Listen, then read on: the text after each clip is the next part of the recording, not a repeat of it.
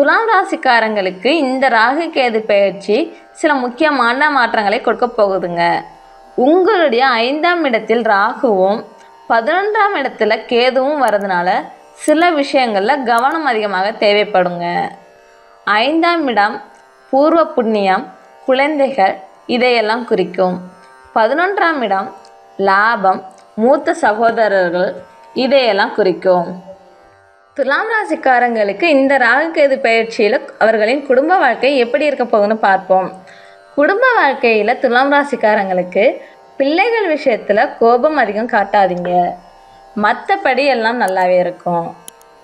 குழந்தை இல்லாதவங்களுக்கும் குழந்தை பாக்கியம் சீக்கிரமாகவே கிடைக்க போகுதுங்க. வீட்டில் சுபகாரியங்களும் நடக்கிறதுக்கு வாய்ப்பு இருக்குது.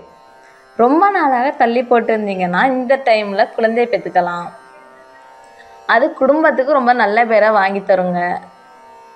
பெற்றோர், பெரியவங்க, சொந்தக்காரவங்க, பிள்ளைகள் இவங்க கிட்ட எல்லாம் இருந்த மனஸ்தாபங்கள் எல்லாமே தீர்ந்துவிடும்.